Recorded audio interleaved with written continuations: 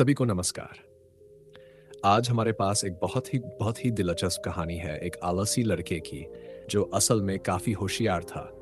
इस कहानी के अंत तक हम जानेंगे कि कैसे एक आलसी व्यक्ति भी मेहनती बन सकता है और अपनी आलस पर जीत हासिल कर सकता है। तो चलिए कहानी के अंत तक हमारे साथ बने रहिए। कहानी का शीर्षक आलसी लेकिन समझदार लड़का। एक समय की बात है, एक छोटे से गांव में रायन नाम का एक लड़का रहता था। वह अपने माता-पिता के साथ शहर के किनारे एक छोटे से घर में रहता था। रायन बहुत आलसी था। हर दिन वह अपने पिता की खेत में मदद करता था, लेकिन उसका काम सिर्फ एक ही था, उन पक्षियों को भगाना जो धान के खेतों में आकर फसल खाने लगते थे। ज्यादातर लोग उन्हें भगाने के लिए डंडा या गुलेल का इस्तेमाल करते थे, लेकिन रायन को ज्यादा हिलना-डुलना पसंद नहीं था।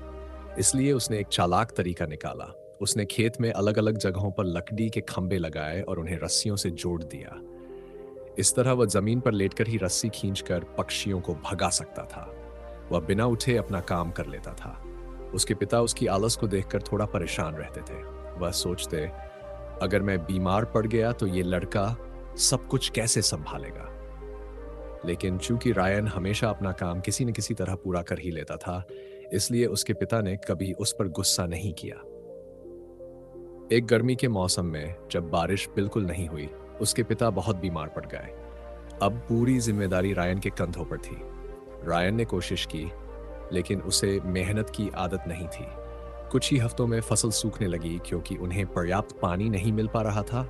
रायन अकेले सब नहीं संभाल सका। उस रात वह खेत के बाहर तारों को देखता बैठा था। दिल में निराशा और अपराध बोध था। वह सोचने लगा, काश मैं पहले मेहनत करता, अब तो परिवार की सारी उम्मीदें खत्म हो गई। अगली सुबह गांव में कुछ हलचल थी। लोग किसी सैनिक के चारों ओर इकट्ठा थे। वह सैनिक राजा के महल से आया था और एक घोषणा कर रहा था। राजा के महल में एक बड़ी प्रतियोगिता होने जा रही है। जो जीतेगा उसे सोने से भरा एक संदूक मिलेगा। राय ने सोचा, अगर मैं ये जीत गया तो अपने परिवार को बचा सकता हूं। बिना ज्यादा सोचे वह प्रतियोगिता में भाग लेने को तैयार हो गया। गांव वाले हंसने लगे। इतना आलसी लड़का क्या जीत पाएगा? पूरे राज्य के ताकतवर लोग आएंगे वहां। लेकिन रायन ने किसी की नहीं सुनी। उसे महल पहुंचने में 3 दिन लगे। उसके माता पिता को भरोसा नहीं था कि रायन जीतेगा, लेकिन उन्हें उम्मीद थी कि शायद इससे वह मेहनती बनना सीख लेगा। 3 दिन बाद प्रतियोगिता शुरू हुई। सभी प्रतिभागी एक बड़े झील के पास इकट्ठे हुए। अधिकांश लोग बहुत ताकतवर और फिट थे, जिससे रायन थोड़ा डर गया। वह सोचने लगा, मैं इनसे कैसे जीत पाऊंगा। फिर नियम बताए गए। उन्हें झील पार करनी थी और जो पहले 3 लोग झील पार करेंगे वही अगले राउंड में जाएंगे।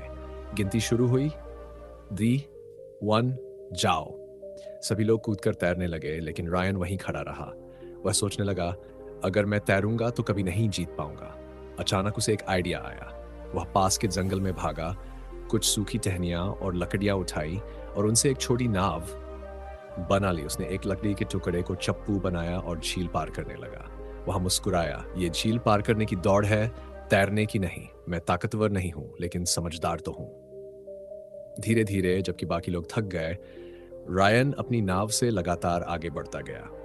आखिर में वह तीसरे स्थान पर पहुंचा और अगले राउंड में पहुंच गया।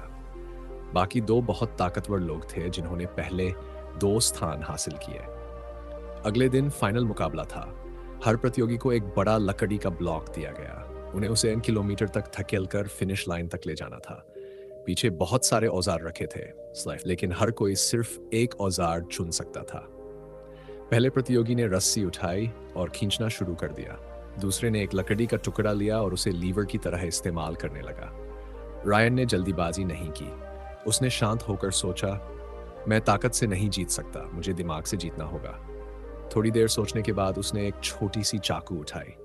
भीड़ हैरान रह गई। इतने बड़े ब्लॉक को चाकू से कैसे हिलाएगा ये? लेकिन रायन ने धक्का देने की जगह ब्लॉक को तराशना शुरू कर दिया।